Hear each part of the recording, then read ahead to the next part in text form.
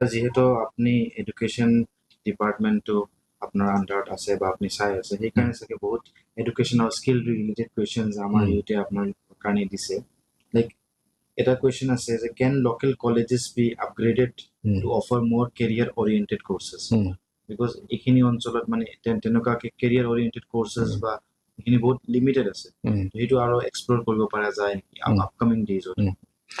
এতিয়া আমি সকলোৱে নিউ এডুকেশ্যন পলিচিৰ বিষয়ে গম পাওঁ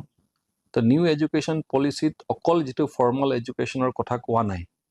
এতিয়া কেৰিয়াৰ অৰিয়েণ্টেড কোৰ্চেছৰ কথাও তাতে ইনক্লুড কৰা আছে তাতে স্কিল ট্ৰেইনিঙৰ কথাও ইনক্লুড কৰা আছে যে তেখেতসকলে ফৰ্মেল যিটো এডুকেশ্যন লৈ আছে পঢ়া শুনা কৰি আছে তাৰ লগত কেৰিয়াৰ ৰিলেটেড কেইটামান ট্ৰেইনিং কোৰ্চো এটেণ্ড কৰিব পাৰিব তো তেনেকুৱা ধৰণে এতিয়া লাহেকৈ আমাৰ এডুকেশ্যনেল ইনষ্টিটিউটছবোৰতো আমি আপগ্ৰেড কৰিবলৈ প্ৰয়াস চলাই আছোঁ যত্ন কৰি আছোঁ আৰু নিশ্চিতভাৱে আমাৰ চৰকাৰৰ এটা পলিচি আছে যে আমি আমাৰ ছাত্ৰ ছাত্ৰীবিলাকক যিটো তেখেতসকলে পঢ়া শুনা কৰি আছে পঢ়া শুনা কৰাৰ সময়তে তেখেতসকলে নিজৰ ফিউচাৰত কি ধৰণে এনশ্যোৰ কৰিব পাৰিব কি ধৰণে তেখেতসকলে জব ৰেডি হ'ব পাৰিব কি ধৰণে তেখেতসকলে ফিউচাৰ ৰেডি হ'ব পাৰিব কি ধৰণে তেখেতসকলে সংস্থাপন পাব পাৰিব সেই গোটেইখিনি কথা আমি কাৰিকুলামত মানে ইণ্টিগ্ৰেট কৰিব খুজি আছোঁ আৰু সেইকাৰণে বড়োলেণ্ড এডুকেশ্যন পলিচিও আমি ড্ৰাফ্ট কৰি আছোঁ আমাৰ বড়োলেণ্ড এৰিয়াৰ কাৰণে যে আমাৰ তাতে এনেকুৱা থাকিব যাতে ইনক্লুজিভ হয় যে অকল যে পঢ়া শুনা কৰিব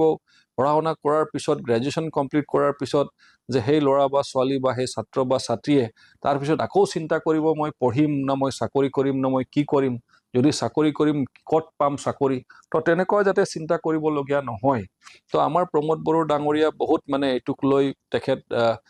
বহুত মানে এলাৰ্ট